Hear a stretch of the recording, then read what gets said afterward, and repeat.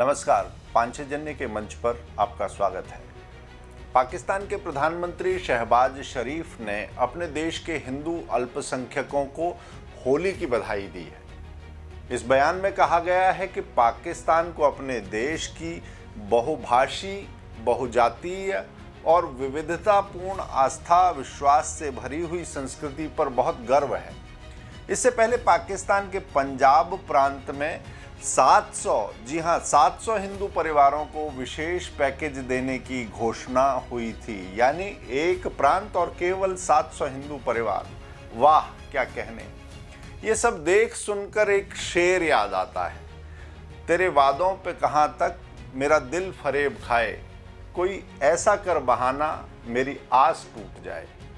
पाकिस्तानी राजनेता भले लाख बयान दें, चंद रुपल्ली के पैकेज का झुंझुना चाहे जितना बजाएं, वास्तविकता यही है कि कट्टरता के इस आंगन में अल्पसंख्यकों की आस लगातार टूटती ही रही है। इन बयानों को सुनते हुए पाकिस्तान मानवाधिकार आयोग यानी HRCP उसकी एक रिपोर्ट याद आती है। इस रिपोर्ट में कहा गया था कि मुल्क में अन्य आस्थावान अल्पसंख्यकों की धार्मिक स्वतंत्रता और मान्यताओं का पालन करने या वो लाभ उठाने जिसकी कथित गारंटी उन्हें संविधान में दी गई है, वो सक्षम नहीं है। उस रिपोर्ट में ये भी बताया गया था कि अल्पसंख्यक समुदायों के लिए उनके धर्मस्थल के साथ भेदभाव किया जाता है, युवतियों का जबरन धर्मांतरण कराया जाता है और रोजगार तक पहुंच में उनके साथ भारी भेदभाव होता है।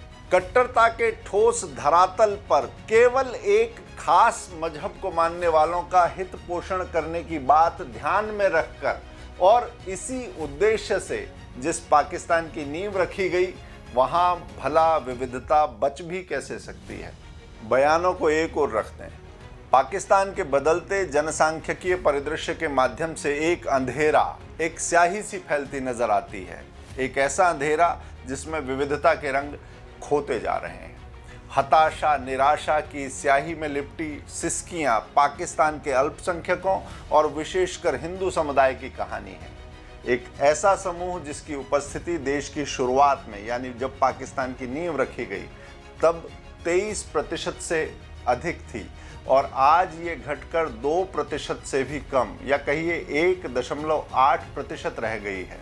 ये एक ऐसी करुण कथा है जिस पर पूरे विश्व का ध्यान जाना चाहिए, क्योंकि ये पूरी मानवता के सार और उसके लिए उमड़ती आशंकाओं की बात करती है। मुझे पाकिस्तान के एक विस्थापित का बयान याद आता है। संजय दिल्ली में मोबाइल के कवर बेचने का छिटपुट काम करते हैं।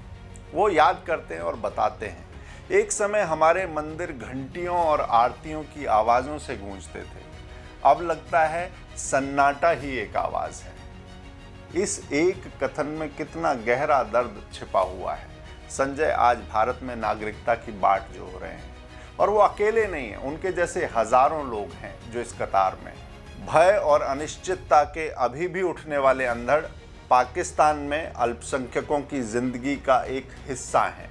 आशंकाओं की तेज हवाएं यहाँ कन्वर्जन और पलायन को लगातार बढ़ावा देती हैं। पाकिस्तान के इस नैतिक पतन की कहानी केवल इतिहास की स्याही में नहीं लिखी गई है, ये वर्तमान में भी जारी है। जबरन कन्वर्जन की कहानियां ग्रामीण क्षेत्रों में बार बार लगातार गूंजती रहती हैं।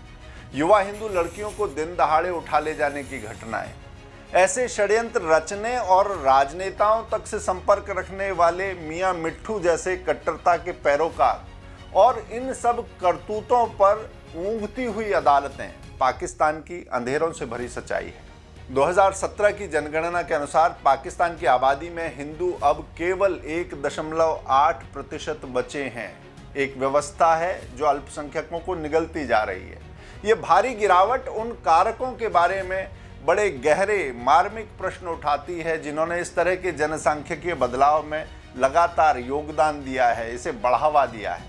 विभाजन के साथ हुई हिंसक उथल पुथल ने पाकिस्तान में अल्पसंख्यकों के मन में एक ऐतिहासिक भय भर दिया। हमेशा डरा रहने वाला एक समुदाय, और 1965 और 71 की जो लड़ाइयाँ थीं, उन्होंने इस डर को, इन आशंकाओं को, इस दबाव को और ज़्यादा बढ़ा दिया। हालांकि हिंदू आबादी की गिरावट को केवल ऐतिहासिक संघर्षों के लिए जिम्मेदार नहीं ठहराया जा सकता। केवल यही कारक नहीं है, सामयिक मुद्दे, लगातार की घटनाएं जैसे कि जबरन कन्वर्जन, विशेष रूप से ग्रामीण क्षेत्रों में जो घटनाएं होती हैं वो लगातार चिंता का विषय रहा है। जबरन शादी और कन्वर्जन की खबरें पाकिस्तान के अलग अलग हिस्सों से बार बार सामने आती हैं, थोड़ी हलचल मचाती हैं, फिर दबा दी जाती हैं।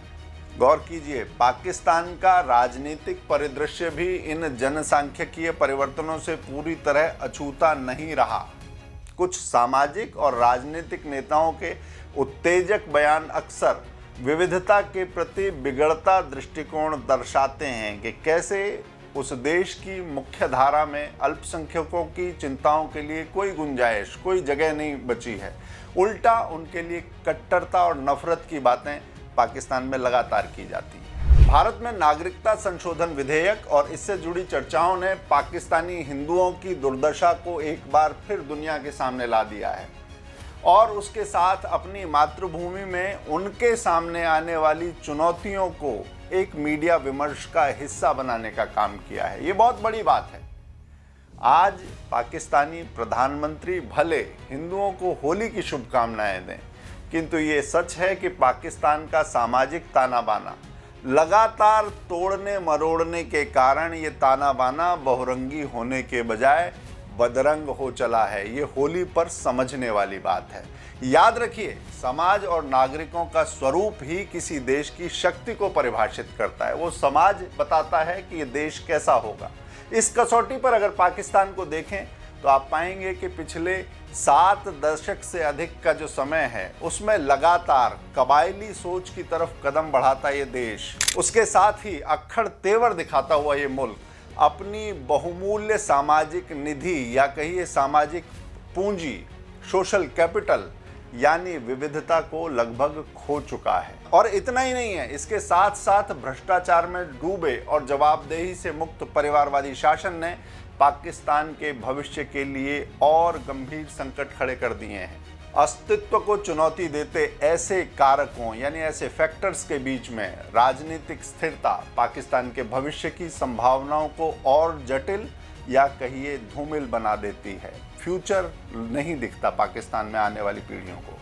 विभाजन के समय पाकिस्तान संसाधनों की दृष्टि से संपन्न था। जो उसका भौगोलिक आकार था, भारत के साथ तुलना करें तो वो कहीं कमतर नहीं था, संपन्न था। किंतु कट्टरवादी आग्रह और अहंकार ने उसे अजेय होने के एक भ्रम से भर दिया। याद कीजिए, होलिका को भी अग्नि के सामने अजेय होने का ऐसा ही अहंकार था। होली पर दिखावटी शुभकामनाएं देने वालों को इस पर्व का दार्शनिक और आध्यात्मिक पक्ष भी आज जान लेना चाहिए। खुद अहंकार में भरकर दूसरे को भस्म करने की जिद ले ही डूबती है। होलिका को भी ले डूबी थी, क्योंकि गरीब की आह और सच की चाह ईश्वर के कानों में बड़ी जल्दी पहुंचती है। पाकिस्तान के आकाओं को उसके अल्पसंख्यकों की ओर से होली का शायद यही संदेश है। फिर मिलेंगे पांचजन्य के इसी मंच पर।